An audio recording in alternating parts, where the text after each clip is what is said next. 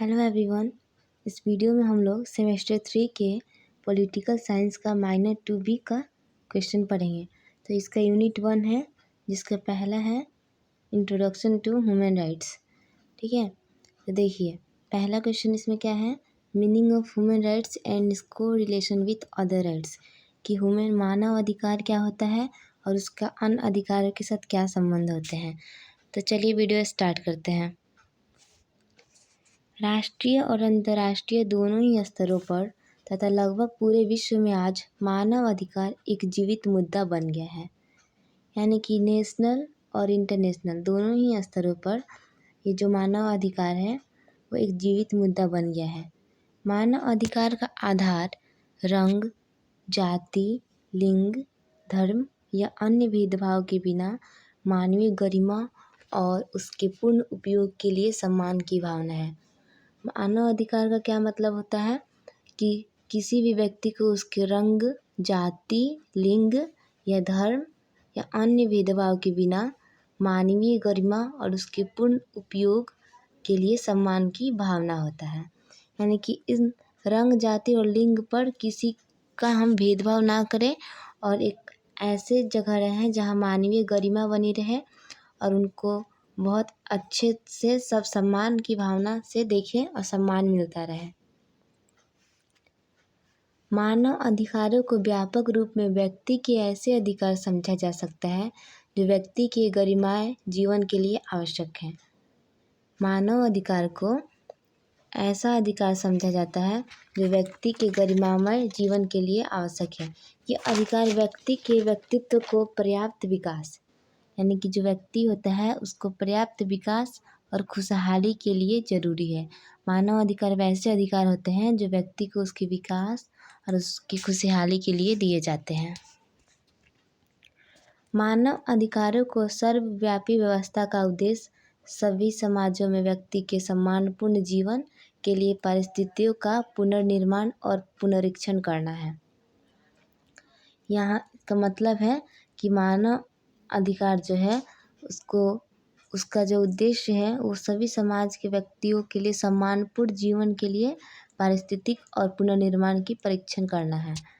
साथ ही जिस भी समाज में राजनीतिक और आर्थिक उत्पीड़न का अस्तित्व है, यानी कि जहाँ भी राजनीतिक और आर्थिक स्थिति अच्छी नहीं है वहाँ से मानवीय कष्ट को दूर करना है। तो मानव अधिकार का यही अर्थ है कि जहाँ पे यहाँ राजनीतिक और आर्थिक स्थिति जहाँ की सही नहीं है वो सब ठीक करना है, दूर करना है। इसके बाद और विश्व के सभी हिस्सों में मानव जीवन को समृद्ध और परिष्कृत करना है। विश्व यानी कि पूरे विश्व में मानव जीवन को समृद्ध और परिष्कृत करना होता है। मानव अधिकार के पारिभाषिक मतभेदों में बिना सामान्य शब्दों में मानवाधिकार को परिभाषित किया जा सकता है। हम लोग मानव अधिकार के अनेक परिभाषाएं देखेंगे कि किसने क्या क्या मानव अधिकार का परिभाषा दिया है। देखिए, मानव अधिकार वो आधारभूत अधिकार है जो विश्व के किसी भी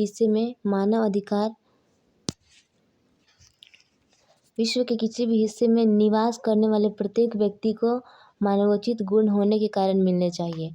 यानी कि अगर कोई मानव है विश्व के कहीं किसी भी हिस्से हो तो वो मानवोचित गुण के कारण उनको ये मानव अधिकार मिलने चाहिए। सेकेंड पॉइंट है, मानव अधिकार भेदभाव के बिना प्रत्येक व्यक्ति को न्यूनतम जीवन स्तर की गारंटी देता है। यानी मानव अधिकार में किसी का भेदभाव नहीं होता है और बिना किसी व्यक्ति के न्यूनतम जीवन के स्तर की गारंटी देता है। तीसरा है फ्रांसिस फुकुयामा के अनुसार, यानी फ्रांसीसी फुकुयामा क्या कहते हैं मानव अधिकार के बारे में। देखिए, प्रत्येक व्यक्ति का सम्मान किया जाना चाहिए।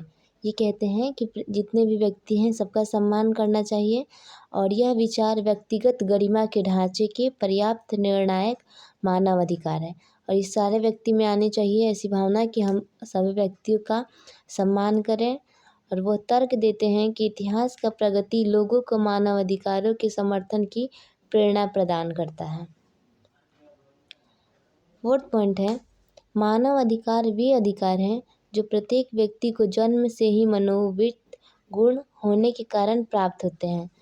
यहाँ पे कहा गया है कि जैसे ही एक व्यक्ति का जन्म होता है तभी से ही मानवोचित गुण होने के कारण उनको मानव अधिकार प्राप्त होते हैं। ये हमारी मानवीय सद्भावना पर आधारित होते हैं। अब हम देखेंगे जो इसका सेकंड पार्ट था कि इसका को रिलेशन क्या है विथ अदर राइट से, यानी कि दूसरे अधिकारों से मानव अधिकार का क्या रिलेशन है। पहला है मानव अधिकार और संप्रभुता के बीच संबंध। तो चलिए इस टॉपिक को पढ़ते हैं। मानव अधिकार राज्य की संप्रभुता से उत्पन्न होते हैं क्योंकि वे अंतर्राष्ट्रीय संधियों में निर्धारित होते हैं। मानव अधिकार कहाँ से उत्पन्न होते हैं? तो राज्य की संप्रभुता से उत्पन्न होते हैं क्योंकि वे अंतर्राष्ट्रीय संबंधियों में निर्धारित होते हैं, जिन पर राज्यों द्वारा बातचीत और पुष्टि की जाती है।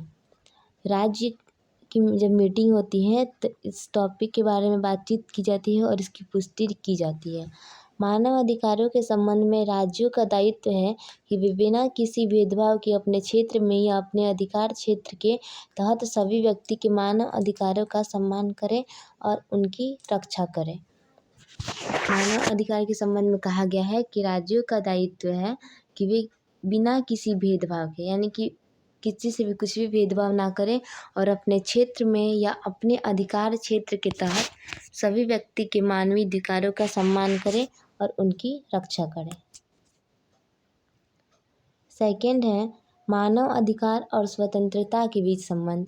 आप जानते हैं कि हमारे पास अभी 6 फंडामेंटल राइट्स थे, उसमें एक आता है स्वतंत्रता का अधिकार, यानी कि हमें स्वतंत्रता है, हम कहीं भी जा सकते हैं, कहीं भी घूम सकते हैं इस चीज़ की, ठीक है। तो उससे क्या संबंध है मानव अधिकार का, इस बारे में पढ़ेंगे। मानव अधिकार सभी मनुष्यों में निहित अधिकार है, यानी कि मानव अधिकार है वो सभी मनुष्य में है, चाहे उनकी जाति, लिंग, राष्ट्रीयता, जातीयता, भाषा, धर्म या कोई अन्य स्थिति कुछ भी हो। मानव अधिकार में जीवन और स्वतंत्रता का अधिकार है। मानव अधिकार में हमें जीवन और स्वतंत्रता का अधिकार दिया गया है। गुलामी और यातना से मुक्ति, राय और अभिव्यक्ति की स्वतंत्रता, यानी हम किसी से किसी भी टॉपिक पर राय कर सकते हैं, किसी की बातें सुन सकते हैं, इसकी स्वतंत्रता है। काम और शिक्षा का अधिकार, हमें कोई भी काम कर सकते हैं, कहीं से भी शिक्षा प्राप्त कर सकते हैं, इसका अधिकार मिला है और बहुत कुछ शामिल है। तीसरा है मानव अधिकार और अंतर्राष्ट्रीय कानून के बीच संबंध। अंतर्राष्ट्रीय मानव अधिकार कानून ऐसे दायित्व निर्धारित करता है जिनका सम्मान करने के लिए राज्य बाध्य है।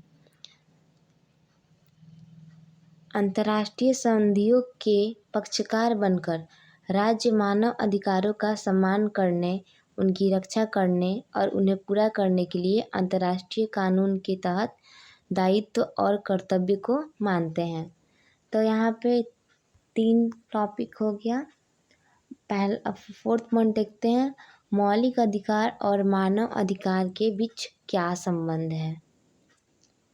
मानव अधिकार और मौलिक अधिकार के बीच सामान्य, यानी कि दोनों के बीच क्या समानताएं हैं।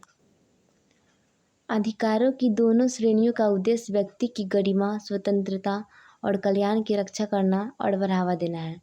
इन दोनों का मतलब यही होता है कि हमें व्यक्ति की स्वतंत्रता और कल्याण की रक्षा करना और उनको बढ़ावा देना है। गैर भेदभाव, यानी कि भेदभाव नहीं करना है।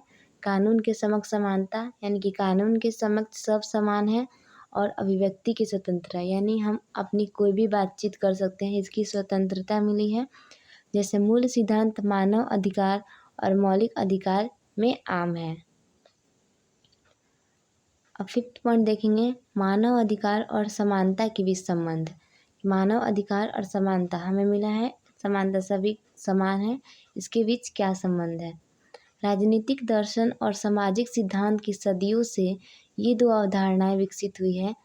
मोटे तौर पर कहें तो समानता का संबंध व्यक्तियों और समूहों के बीच समानता और अंतर से है, यानी कि समानता का संबंध व्यक्तियों और समूहों के बीच, यानी कि कोई भी व्यक्ति या कोई भी समूह के बीच समानता और उसके अंतर से है।